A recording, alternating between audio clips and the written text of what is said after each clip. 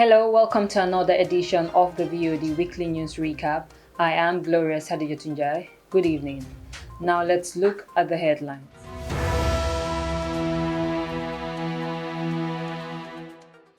Mayor Bensouda to construct a new market in Talinding worth $7 million. The Gambia launches new biometric CRVF and health insurance scheme. Mayoress Lowe visits Banjul flood victims. Justice Jobate orders the state to file an indictment regarding the Seinabu and Cole case. MOH to conduct a COVID-19 vaccination campaign. Heavy rainfall destructs Yuna village bridge. Russia-Ukraine war threatens this year's foreseen strong recovery, says CBG. Malaria Control Unit campaign group reaches URR. Cameroon troops allegedly killed 10 in crackdown. 14 minors charged over rape of 8 women in South Africa. Deadly anti-government protests erupt in Sierra Leone. Donald Trump refused to answer questions in New York investigation. Mexico's indigenous groups celebrate their heritage. Russian warplanes destroyed in Crimea airbase attack. Satellite images shown. Those were the headlines. Now let's look at the news in details.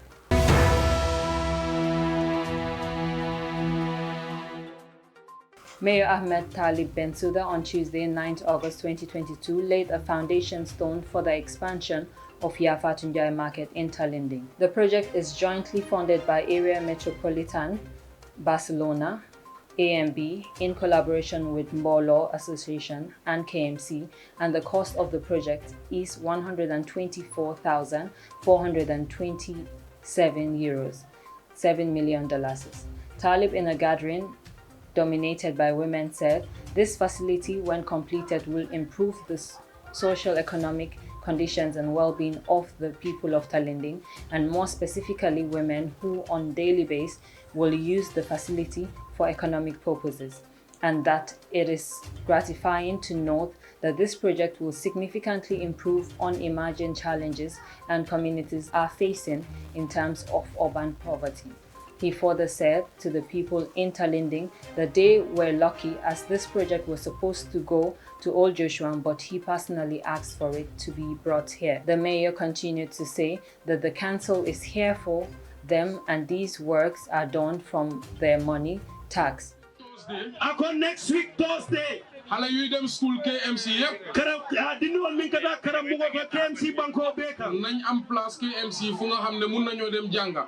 Ako ay dula so de dami yalo ko dindi won bebe kara naje. Mën nañu dem study ji. Isida yela studies no pije. Ba pare fofu amut fay. Ako wo jori sije. Next week nañ lay foundation stone bi. Ako next week me foundation lala. Mu nekk force library bu nga xamne municipality moko sampa. Ako wala be kala library polo de mi yalo ko municipality la lo. Da pare moy gëna mag library yu musa am Gambia yépp. Ako Gambia be ko no library la fana be warna min ci kama personne no Gambia ko. Moy gëna mag di national library. Ako le bo fama be warna ka tambi national library la. Library bobu mi ngi tollu $45 million. Ako library lo tabe kanya na $45 million in next week. And therefore advised them to pay their tax for the works to continue. Mayor Bensouda said his council will construct 8 more new markets in 2022 and that other markets will undergo maintenance before the end of this year. Babukar Mansali, the ward councillor, said that the market is important in the country as it provides employment for the people. He also called on the mayor to assist them with a health center as it is one of the challenges the community is facing. Akabe councilor kontona. Dal mume tendu lamba fala le bismillah talindi. Dalbe tendu kal bismillah talindi. Surtout councilor Karamo Cissé. Surtout councilor Karamo Cissé. Mi alon ko delbe be talindi ne fasa. Alon ko delbe talindi ne fasa kan. Wadi sododa. Amon la jamana bo ham. Na marché kulli jili fi kunda. Am na marché bu ñu jënté. Mbokatale mi ya sembentu ya fu marché futata je. Mo marché bokale ci ñoo xamne do leen ni ko won. Defa nang Karamo da bi jela en sembentu ya fu ñu marché fi la abina jam sikam. Albulo Karamo Cissé mo mom tam bokana. Wada ba fa kontonna. Ko ne di ko sente. Be di formal loyo lord mayo kontonna ya ko koli. MC ya ko koli mo ko ne. Abalo man tan diare. Yalla mi taw tuti. Tendun nu abeta rañum bengo. Ko mo de fi don nek. Bi ala na ta ke Yàlla dogal tey. Abama yu martel to wala wala. Haddjatou Njie bulo. Almane mani kabarkala. Almane mani kabarkala. Yafatunji Njie, speaking on behalf of the beneficiaries, expressed their gratitude to the mayor and his team and said that they do not regret voting Mayor Bensouda into the office.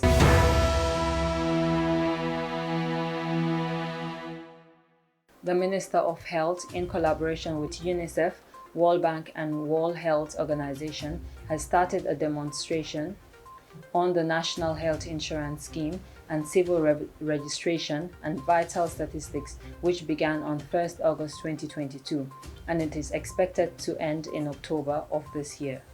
Mr. Lamin Fati, the registrar from the Minister of Health, says that this registration will be great importance to change from manual to digital format for the people of the Gambia. He highlighted that documents needed to acquire the digital birth certificate will include a birth certificate, national identification card, passport, driver's license, resident permit, infant welfare card for newborns without IWC, an antenatal card with an Alcalos attestation, highlighting that applicants without required national documents is required to provide attestation from an alcalo to be able to acquire the new national document. He added that registering someone is to fulfill the legal identity, and the digital format will enhance the system to create a permanent, continuous and confidential record about the individual and give them right sense of belonging, that no one will be left behind. One will say registration is new in the Gambia. No, that's a limited site. Registration had been in existence in the country as far back as 1880s, to speak 1816, that Gambia had been registering and then offering this vital service to the population. But access to it was a challenge to the entire population. And then also, as time goes by, keeping those records and then retrieving them become a big challenge for both the government and the applicants or the candidates. The statistics also, availability of credible statistics is also a challenge. So with the coming of this digital, it is here to address multiple problems and also have many benefits both to the government and to the candidates. He further adds that the unique national identification card assigned at birth will allow the CRVS system to be linked with other systems such as ID card, passport, driver's license, voters' rolls, and immigration to increase the effectiveness and efficiency of public service delivery. Lamin Sedi Khan, a senior health officer, shed light on the national health insurance and said that the NHI will enable access to essential services such as healthcare, education, or cash transfer to poor and facilities, legal transactions such as to open bank accounts, take out loans, and etc.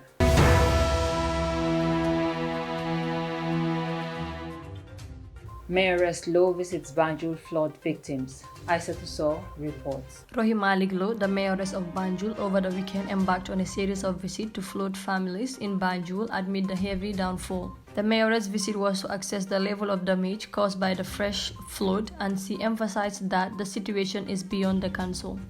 And the most affected area is Tobacco Road, which is in the Banjul North constituency. She was exposed to devastating scenes within the area as she was confronted with a series of painful stories by affected families regarding their living conditions. During her visit, she said if the proper consultation was made about the Banjul rehabilitation project, what occurred would not have happened. The mayoress during the visit donated food items and sanitary materials to affected families at the school where they are sheltered temporarily.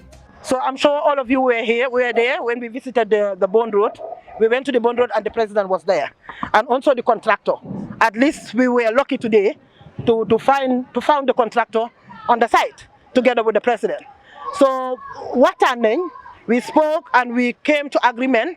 Now we will sit down again. You try put work on the way forward. So hamnane, I am sure dinañ try pour seet naka la ñoo remédier problème bi and problème bi li xewoon I think ne dinañ try pour ñu fix ko so alhamdulillah lu baax la tamit pour central government dégg la dañ wax naa ba soona ñu bañ a dégga waaye foog naa ne lii tamit comme li ma dee wax rek Covid-19 dafa ñëw pour teach African leaders pour ñu xam ne health sector bi is very very important so foog naa lii tamit yàlla daf ko fi wàccee tamit pour at least central government tam ñu déglu ñu xam ne decentralization local governments they are very very important government mënut a liggéey without central government it's not possible at all so why for the way forward fu mu nekk wax nañ fekk nañ fa contractor bi fekk nañ fa président himself dégg ngeen li mu wax na ma ne ñu bàyyi wax bi na jeex ñu ibi ñu page so maa ngi leen di déglu waaye ñoom xam nga yi seen problème dañ laa ne nañ ibi ñu page ëllëg ñoom ñu demaat defaati leneen so wax naa leen nag ne leen man suma diggante ak yàlla bàyyi naa ibi naa new page waaye suñ tobee page 3 dem page 7 rek man tama delluwaat -3. Mayoress Lowe commended the council, authorities, and residents of the city for their efforts during the disaster and she pledged to support the affected families at all costs. The National Assembly member of Banjul North, Mamadou Lamin Ba, also recalled the hurdleness they went through to ensure the affected families were sheltered after leaving their houses. He called on the central government to act quickly in order to remedy the situation for the well-being of the Banjulians and the betterment of the country. Red Cross officials confirmed that over 50 households are currently being accommodated at St. Joseph's School, whilst those that are less affected are still in their houses. Red Cross officials urge residents in affected areas to vacate their houses as another venue is secured at St. Augustine Senior Secondary School Hall for their accommodation. Haddjatou Njie reporting for VOD.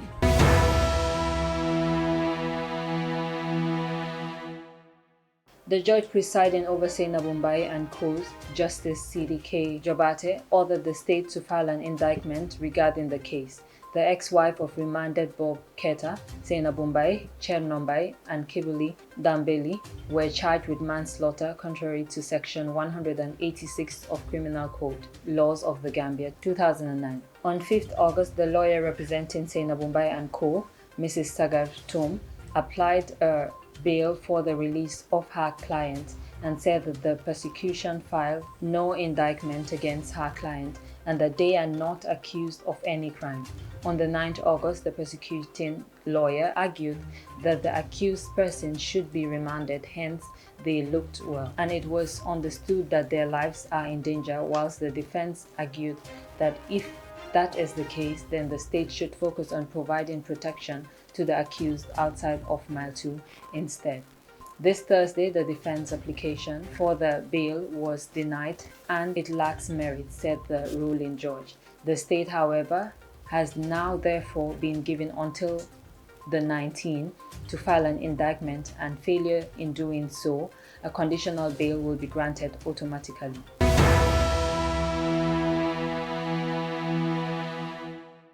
The Ministry of Health, in collaboration with partners, on Thursday called on a press briefing to inform the public that they will embark on another round of a countrywide COVID-19 vaccination campaign from the 11th to the 20th August 2022. Tanjali Trawale, Deputy Director of Health Promotion, said that the campaign is part of the Gambian government strategy to scale up COVID-19 vaccination coverage to 70% of the population by the end of year. He further said that the vaccination teams will be deployed to public places such as communities, banter bars, health facilities, schools, markets, crossing points, and other strategic locations, and said that currently the country has 3 types of vaccines, which are Johnson & Johnson, Pfizer and Sinopharm, all of which are safe and effective in preventing severe COVID-19 injections, hospitalization, and conduct this campaign. Of course, the target population is already, they will announce that. And the strategy we are going to employ, because we intend to reach every part of the population so that we can attain the 70% by the end of this year. Once we are there, I'm sure the situation will change. You have to be vaccinated. You have to be convinced first that the vaccines are safe and effective. so you will be able to convince others. If not, you may not be able to convince others if you are not convinced as a person. So I will start with you to be convinced first before you convince others. So you make a choice and be vaccinated first before you talk to others. Madam Haddjatou, communication officer, said that the goal of this campaign is to vaccinate all eligible individuals from the age of 12 years and above.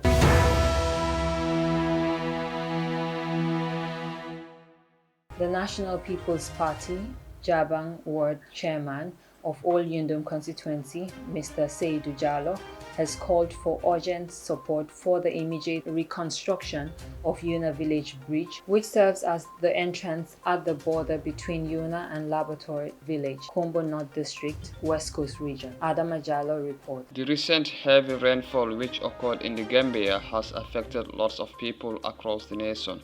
So many houses got flooded due to the downpour, which has led many people to seek shelter in various schools. Among all the destructions and challenges encountered as a result of the flood is the community of Yuna Village, which is located in Kombo District, West Coast Region. Because of the downpour, the heavy flood also submerged their bridge, which is the entry point to the community, which also serves as the border between Yuna and Laboratory Village and their main road to the town. As the VOD team visited the bridge yesterday morning,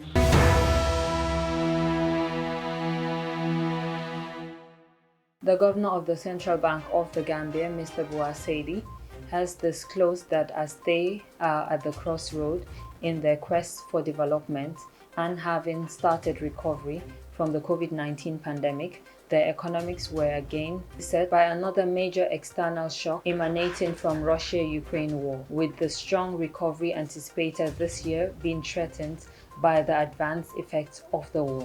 That latest forecast by the International Monetary Fund painted a gloomy picture of the prospect of the global economy and downgraded its growth forecast to 3.2% for this year compared to 6.1% a year ago. The central bank governor made this disclosure on Thursday at the opening of the 44th ordinary meeting of the Assembly of Governors, organized by the Association of African Central Banks, held at the Sadauda Kairaba Jawara International Conference Center in Bijilo.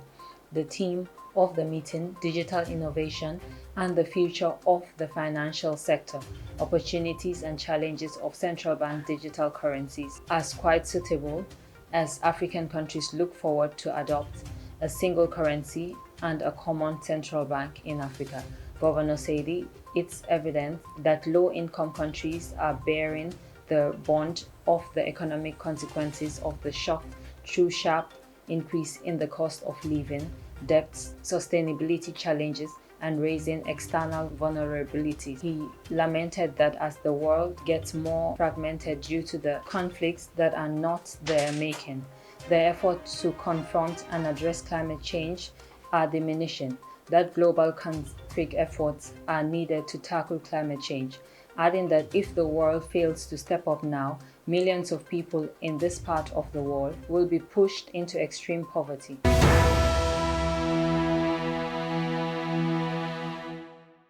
The Malaria Control Unit under the Ministry of Health recently reached to the Basse community in the Upper River region as they embarked on a 10-day campaign in their efforts to mitigation of malaria in the country, which includes the distribution of long-lasting insecticide nets, spraying households, and giving SMC to kids between 3 months to 59 days.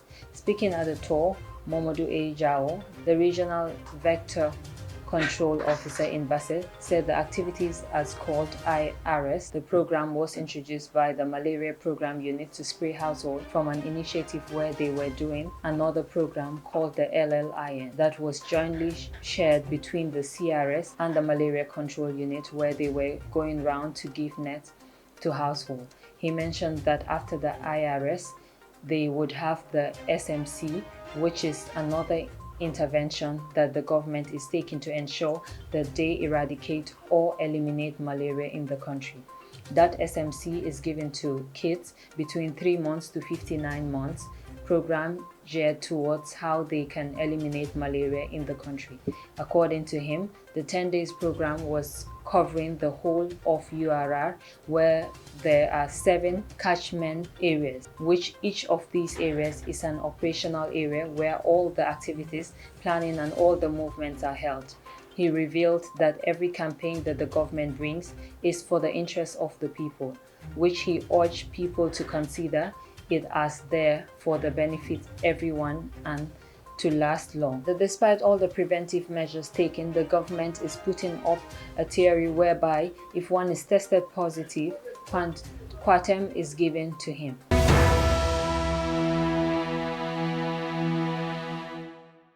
Now let's look at the news across our borders.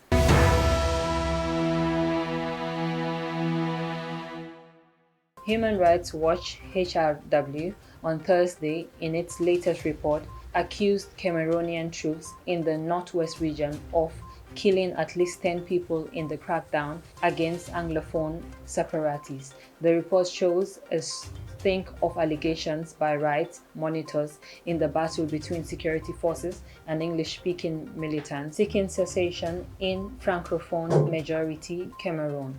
The northwest and neighboring southwest region are home to most of Cameroonian Anglophones, who account for roughly a 50% of the country's population. The violence has claimed more than 6,000 lives and displaced about 1 million people. According to the international crisis group think tank International Monitors, and the UN says that both sides have committed abuses, including crimes against civilians. The Norwegian Refugee Committee in June placed the Anglophone conflict in Cameroon as third highest on its list of the world's 10 most neglected displacement crises. It cited lack of international will to find solutions, a poor side of media coverage, and insufficient funding of humanitarian needs.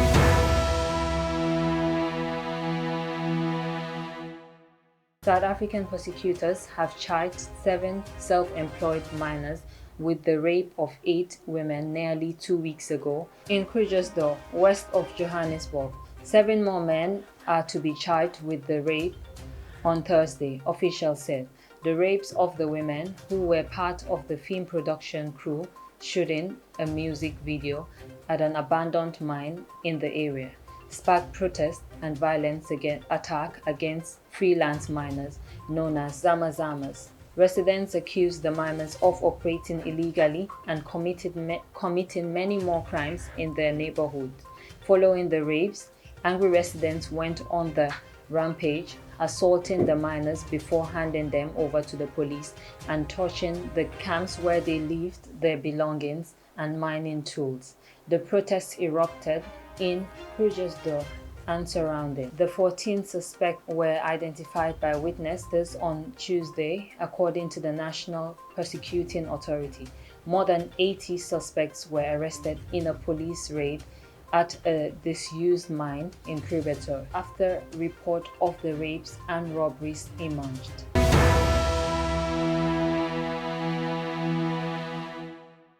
Deadly anti-government protests erupt in Sierra Leone. Yafatunji report. Anti-government protesters in Sierra Leone clashed with police in the street of the capital on Wednesday as tension over the rising cost of living turned deadly in the West African countries. The cost of living in Sierra Leone has risen by more than 40% within the last few months. A bag of rice that used to cost 350 leones now costs more than 500, consumers say. Meanwhile, electricity and fuel prices has also spiked. The government has criticized the unidentified organizers of the protests, warning that the country already has suffered enough through more than a decade of civil war that ended in 2002. These unscrupulous individuals have embarked on a violent and unauthorized protest which has led to the loss of lives of innocent Sierra Leoneans, including security personnel. It is also reported that public buildings, including police stations, have been attacked and burnt down in various parts of the country.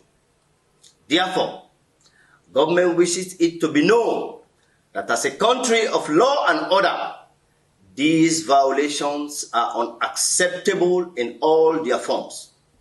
Consequently, government hereby declares a nationwide curfew with effect from today, Wednesday, 10th August 2022, commencing at 3 p.m. Government reaffirms its commitment to maintain law and order, including protecting the fundamental rights of the general public. In a national broadcast, Vice President Mohamed Juldin Jallo confirmed fatalities and announced a nationwide curfew from 3 p.m. local time in a bid to stamp the violence. Haddjatou reporting for VOD.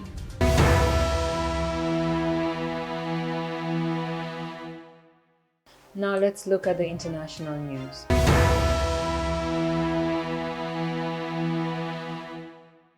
Former US President Donald Trump has declined to answer questions as part of New York State investigation into his family's business practices.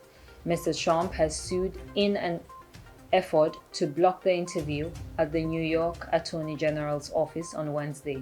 State officials accused the Trump Organization of misleading authorities about the value of its asset in order to get favorable loans and tax breaks.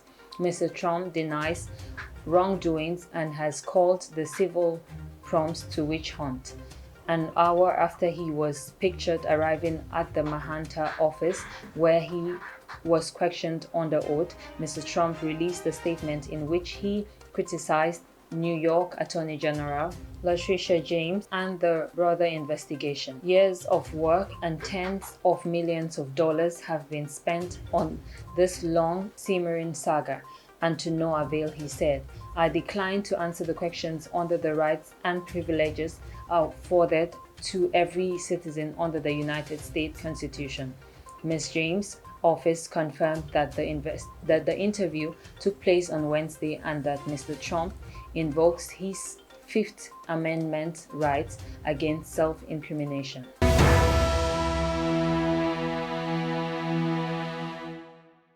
Members of Mexico's indigenous communities took to the streets of the capital on Tuesday to celebrate their heritage and demand more rights.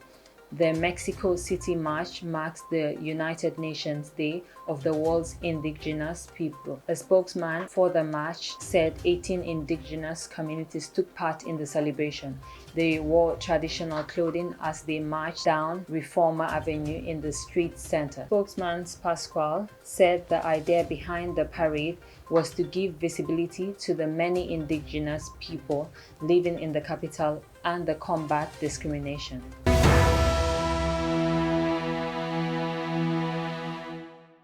Satellite pictures released on Thursday showed devastation at a Russian airbase in Crimea hit in an attack that suggested Kyiv may have obtained new long-range strike capabilities with potential to change the course of the war. Pictures released by independent satellite firm Planet Lab showed 3 near-identical craters where building at Russia's Saki airbase had been struck with apparel perceptions. The base on the southwest coast of Crimea had suffered extensive fire damage, with the burnt-out of at least 8 destroyed warplanes clearly visible. Russia has denied aircraft demanded and said explosions seen at the base on Tuesday were accidental. Ukraine has not publicly claimed responsibility of the attack or said exactly how it was carried out. Officially, we're not confirming or denying anything. There are numerous scenarios for what might have happened, bearing in mind that there were several epicenters of explosions at exactly the same time, Ukrainian presidential advisor told Reuters in a message. Western military experts said the scale of the damage and the apparent precision of the strike suggested a powerful new capability and potentially important implication. Russia, which seized and annexed Crimea in 2014, used the peninsula as the base for its Black Sea Fleet and as the main supply route for its invasion forces occupying southern Ukraine, where Kyiv is planning a counter-offensive in coming weeks.